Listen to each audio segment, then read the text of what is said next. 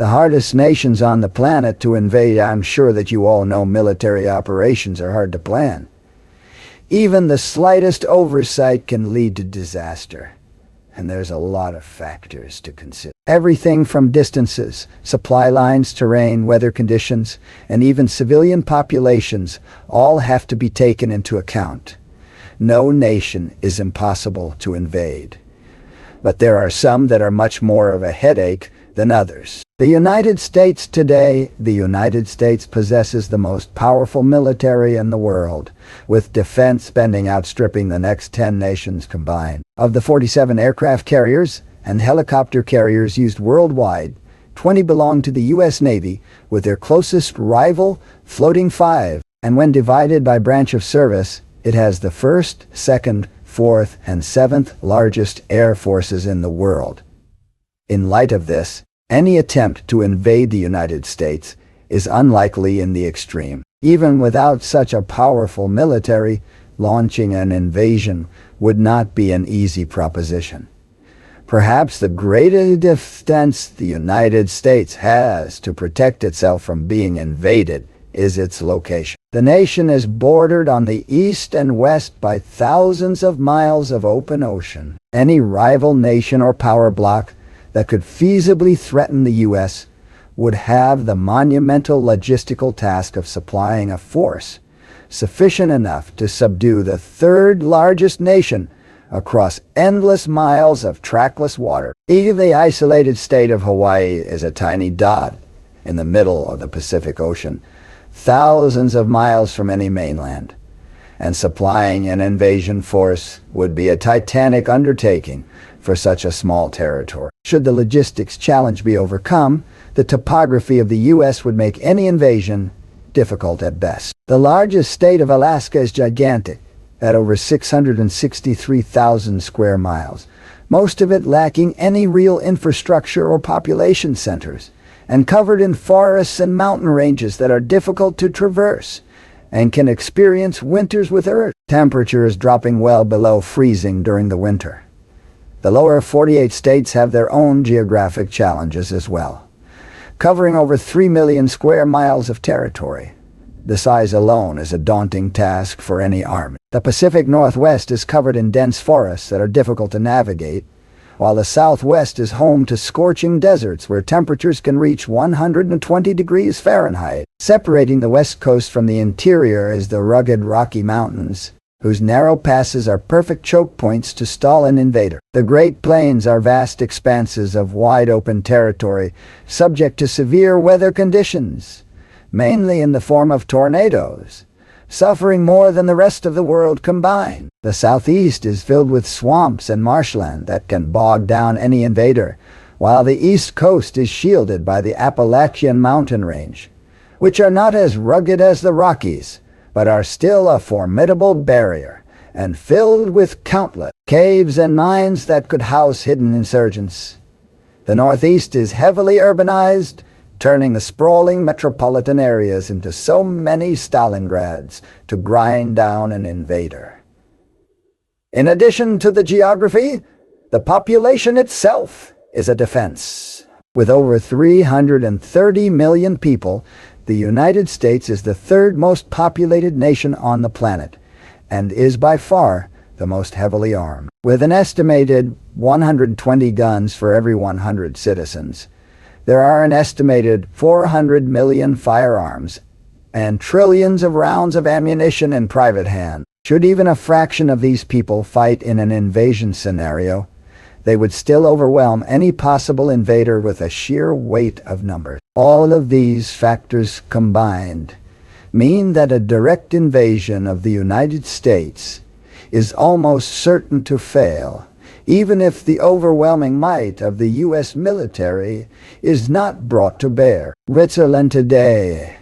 The small Central European nation of Switzerland is best known for its perpetual neutrality. It has held this policy for over 500 years, and was confirmed in 1815 with the Congress of Vienna, which ended the Napoleonic Wars. After sitting on the sidelines while nations fought bitterly around them, Switzerland is better known for its chocolate and ski resorts than military prowess. Any potential invader, however, should keep in mind that the seemingly placid attitude towards international affairs belies a very different reality. Geographically, Switzerland is in the middle of the Alps mountain range, a geographic feature that is at best difficult to traverse, even with modern military equipment. Avalanches and landslides are a constant danger and are capable of stopping any invading army in its tracks. Much like Hannibal crossing the Alps to attack Rome, any invading army would be forced to negotiate narrow mountain passes, where one wrong move could send the hapless victim plummeting to their death. Any advance would have to be slow, cautious, and methodical, meaning that speed and mobility would be greatly hampered. These narrow passes, as well as tunnels and other passages through the mountains, create perfect choke points. Any advantage in numbers would be negated, with the Swiss able to hold off large numbers of enemies with minimal forces. While they are politically neutral in global affairs, it is very much an armed neutrality. Since 1880, Switzerland has created a large and complex series of defenses, capable of repelling any foreign invasion. Using the rugged Alpine terrain to their advantage, the National Redoubt, as it was known, turned the seemingly tranquil nation into a virtually impregnable fortress. The exact makeup of this defense system has changed over the years, being constantly upgraded based on technological advancements, changes in military doctrine, and potential geopolitical threats. The redoubt consists of over 8,000 hidden bunkers and storage depots, often situated at strategic mountain passes, turning already difficult to traverse terrain into a chain of citadels that would have to be laboriously cleared one at a time. During the Second World War, over fears of a German invasion, over 2,000 tunnels, bridges, and other points of infrastructure were rigged with explosives, set to detonate to stop any advance. During the Cold War, many of these structures were still set with explosives, and even into the 21st century, many bridges connecting to the outside world were prepared for detonation, cutting off Switzerland from any hostile neighbors. There has been a push to deactivate them in recent years, but should the geopolitical climate change, they can be rewired as necessary. In response to potential nuclear fallout during the Cold War, Switzerland enacted a shelters for all policy. Since 1963, any new homes or apartment complexes must either have a fallout shelter dug underneath it, or the owner of the building must pay for the use of a public shelter. Over 300,000 shelters were carved into the picturesque landscape, with both space and supplies to protect the entire Swiss population for extended periods of time. These were maintained during the Cold War as fallout shelters, should a general nuclear exchange consume Europe. In recent years, many of these measures have been decommissioned. Given the stability of Western Europe, with many of the bunkers repurposed as museums, hotels, and even cheese aging facilities. Though if needed, they can be recommissioned back to their original purpose, and the mandate of new homes with built-in shelters has, for the most part, been relaxed. There are enough bunkers and fallout shelters to house the entire Swiss population should a catastrophe strike. In addition to the natural and man-made defenses, the Swiss population itself would prove a challenge to any invader. In spite of not participating in a foreign war in centuries, the nation maintained mandatory conscription. All able-bodied Swiss men are required to perform military service upon turning 18, though conscientious objectors can opt for civil service. Women are not conscripted, though they can join the military if they choose. In order to ensure rapid deployment of forces, those in the army keep their service rifles with them at home. They can even buy the weapons after their service for a modest fee to keep their skills sharp. Target shooting is a popular pastime with gun ranges located throughout the country. This means that an invader, once they overcome the dangerous terrain, explosive infrastructure, and hidden bunkers, will have to contend with a nation in arms that treats target shooting as a pastime. The Swiss didn't always have a peaceful reputation. Starting in the 15th century, Swiss pikemen revolutionized warfare in Europe, and Swiss mercenaries were highly sought after. Monarchs around the continent would pay high prices to maintain Swiss regiments. Sorry about this. Where was I? Oh yeah, so this tradition continues today as the Pale Swiss Guard, which is considered the smallest professional army in the world. Don't let the uniforms fool you.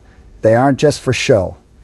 I know one of the reasons I get so many spam texts and calls is because big companies can't keep our data safe. Recently, AT&T revealed that nearly all their customers' call and text records had been exposed in a massive data breach. And it hasn't even been a few months since they admitted over 70 million of their users' social security numbers ended up on the dark web. The stolen logs also contain a record of every number AT&T customers called or texted. So even if you don't use AT&T, if someone who texted you did, then your number has been exposed too. So what can you do to protect yourself? Well, be like Switzerland and have the best protection available like Aura, who are the sponsors of today's video. Aura alerts me if they find that my phone number or any other sensitive information has been compromised. And they give me fast fraud alerts if anyone tries to use that data to access my credit or bank accounts. Aura does so much more to keep me and my family and my friends safe. I also get things like transaction monitoring, a VPN, antivirus, a password manager, parental controls, and identity theft insurance. I get this all in one app at one affordable price, and you can too. I can also get their AI-powered call assistant that will pick up unknown calls on my behalf to screen them for spam or scam. And it protects me from harmful text messages by filtering out known spam numbers and scanning links in the messages for phishing threats. I'm not going to leave myself vulnerable to data breaches. And if you don't want to either, click the link in the description below or go to aura.com/simplehistory and try your first 2 weeks for free. Thanks, Aura, for sponsoring this video. Now, on to Russia. Incidentally, invading Russia is not a particularly difficult task, at least on paper. Though the landmass of Russia is full of difficult terrain features, such as swamps, dense forests, and arid deserts, the borders of Russian territory are not guarded by these natural boundaries. To the west, the European plain, a stretch of land from the Pyrenees to the Urals, consists of the largest stretch of mountain-free land in Europe. Much of this land was covered in dense forests, though much of these have been cleared for agriculture and human development. To the east, the Asiatic steppe likewise stretches as a clear open path from eastern China to Romania. There are some boundaries in these regions, such as rivers, highlands, and other difficult terrain, though nothing as substantial as the Alps or other large mountain ranges. Any invader could simply walk into Russia's heartland, and this is exactly why Russia has proven so difficult to control. In the words of German Field Marshal Gerd von Rundstedt, the vastness of Russia devours us. Over 1/8 of the landmass of the planet is Russian territory. Because of this, any invader can walk into Russia, and they'll continue to walk and walk with seemingly no end. Logistics networks. The heart of any military campaign will be stretched to the breaking point, as supply caravans would have to traverse endless open spaces. Living off the land would become difficult, as Russian forces have historically utilized scorched earth tactics to deny the invaders resupply, though they cannot fall back indefinitely, as was stated in Joseph Stalin's infamous Order No. 227. The vast expanses do give Russia a tremendous amount of leeway when planning defenses of their homeland. The weather conditions found in Russia are also renowned for helping to stop invaders. Though summers can be scorching, problems for invading armies begin in autumn.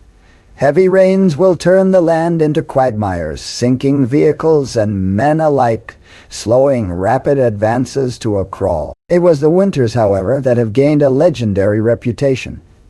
Temperatures can plummet rapidly, and heavy snowfall can blanket the ground, grinding the pace of invaders to a halt. Exposed skin becomes susceptible to frostbite, with hypothermia becoming a rampant issue among the soldiers. And in more modern times, vehicles would fail to operate in such frigid temperatures. Logistic systems already strained by the incredible distances would snap, and invaders would have no choice but to try and withdraw.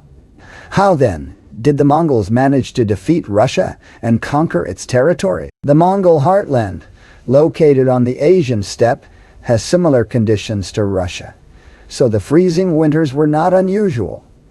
More importantly, however, they had no real logistics system to rely on. Each Mongol warrior was a mounted cavalryman with multiple remounts available. They could move rapidly, their horses living off the grasslands, and the Mongols themselves would live off the land, even subsisting on blood from their own horses when necessary. Russia at this time was also not a unified nation, but rather a collection of rival principalities, and were unable or unwilling to offer a united front against a common enemy. Once in power, after sacking several cities and massacring the citizens, the Mongols ruled over the Russian lands through a system of tribute. Local rulers would be left in place under Mongol control and would have to pay tribute to their overlords. This system lasted for 2 centuries until 1480. The Russians, led by Ivan III, were able to overthrow the so-called Mongol Golden Horde. Great Britain, while the rest of Europe has seen armies march across the continent in countless wars over the centuries, Great Britain has not seen a major invasion from a foreign power in almost 1,000 years. There have been no shortage of conflicts, from civil wars to raids to foreign-based coups. But not since the Norman invasion of 1066 has a foreign army successfully landed on and taken over the country, apart from the glorious Revolution of 1688, when William Lawrence had widespread support for his invasion and faced very little opposition. So this is a notable exception. Britain is surrounded by water, specifically the English Channel to the south, the North Sea to the east, and the Irish and Celtic Seas to the west. The distances in these waterways are not vast. In fact, at their narrowest, the Strait of Dover, the distance separating Dover from the French port of Calais, is about 20 miles, close enough to see on a clear day. Though not insurmountable like a moat protecting a castle, invaders have no choice but to overcome this obstacle. Any attempt to land on and control the British Isles relies on one key factor more than any other: naval superiority. In times past, when a successful invasion was launched, the invaders had a clear advantage in ships and were able to control the waves between Britain and the rest of Europe. This was the case with the Romans, the Saxons, Norse, and Normans, who faced little opposition on the waves. It would not be enough to simply land on Britain's shores, however. Should an army land, they could easily be cut off and destroyed should they lose control over the tenuous lines of communication connecting them to the mainland. This concept has been the mainstay of England, and later Great Britain's national defense. Even with a navy opposing them, many have tried to invade the British Isles. In 1588, the Spanish and their famed Armada launched about 130 ships against the English. After being harassed by the English fleet, the Spanish panicked when they were attacked by fire ships, scattering in the confusion and becoming easy targets, suffering severe casualties. During the Napoleonic era, Napoleon assembled a large army with transports and naval escorts to make the crossing of the English Channel, planning on conquest. These plans were dashed when on October 21, 1805, the Royal Navy, under command of Admiral Horatio Nelson, smashed the combined French and Spanish fleet at the Battle of Trafalgar. With this defeat, any hopes Napoleon had of conquering Britain were permanently dashed. In the 20th century, control over the seas would not be enough. Air superiority was also a must for any successful invasion attempt. After conquering large portions of continental Europe, Nazi Germany drew up plans for a potential invasion of Britain. This would not be as simple as making the crossing with a few wooden boats to overthrow the ruling elite, as had been the case in 1066. Instead, plans were made to land 260,000 troops across the south of England, using hundreds of barges and boats. As a prelude, the Germans launched a concentrated effort to destroy the RAF while the invasion flotilla assembled. Though they inflicted heavy losses, the Luftwaffe was unable to destroy the RAF. Lacking air superiority and facing the still formidable Royal Navy, as well as ever-strengthening coastal defenses, the invasion, dubbed Operation Sea Lion, was postponed indefinitely. This was the last major threat of a direct invasion of Great Britain. While not impossible, the complexities of modern warfare require total control over air and sea before any possible invasion can be considered. A lot of people have tried to swim in the English Channel, including an 11-year-old. It's no easy feat, however. There are treacherous currents, brutal weather conditions, and the occasional jellyfish to make things difficult. But for those determined to prove themselves, the risks are worth it. You know what? I'm taking the Channel next time. Afghanistan has earned a reputation as the graveyard of empires. For centuries, many world powers have tried to exert their will on this landlocked Central Asian nation with, at best, mixed results. While actually invading the country is not impossible, and has been done numerous times throughout history, actually controlling it afterwards is an entirely different matter. Earlier on in history, the area that is now Afghanistan was already causing issues for invaders, such as Alexander the Great, whose advance to the east was slowed down considerably by the tribes in the region. After the collapse of the Maurya Empire of India, Afghanistan's population increased, and it would soon gain a reputation as a land difficult for outsiders to control. One of the first major incursions into Afghanistan would be by Islamic armies in the 7th century AD, and these would fail miserably, representing one of the first major setbacks for the meteoric rise of Islam. The Mongols, on their way to conquering the largest land empire in history, subdued the region, often slaughtering entire populations to achieve this. The region would then be contested by the Mughals and the Safavids. Both of these powers would face numerous revolts, the Mughals able to control major urban areas, and essentially bribing tribal chieftains to keep the peace. And the Safavids' demise was closely associated with an Afghan uprising. In later centuries, a similar pattern emerged.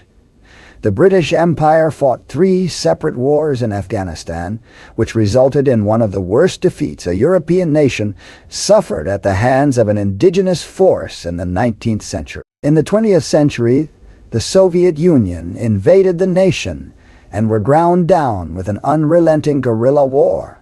And a few decades later, in response to the 9/11 terrorist attacks, the United States became embroiled in a 2 decades-long conflict, which failed to oust the ruling Taliban from power. There are numerous reasons why Afghanistan is so difficult to conquer. Foremost is the terrain.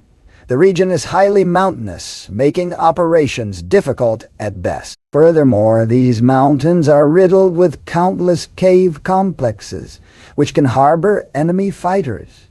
These labyrinthine structures would have to be cleared or collapsed one at a time, a virtually impossible task even with modern technology. Because of the mountainous terrain, the rural settlements tend to be insular and have formed a complex web of relationships among themselves that outsiders have difficulty navigating. For example, there are 14 recognized ethnic groups in Afghanistan, and these themselves are divided into numerous smaller subgroups and tribes. If an invader tried to appeal to one clan, they may alienate another, compounding the difficulties already inherent in invading the country. Many of these clans will fight among each other, and as a result, many villages, especially in the northern and western portions of the country, are defended with structures called kalalas, which translates to fortress or fortified place, which are usually made from mud, brick, or stone.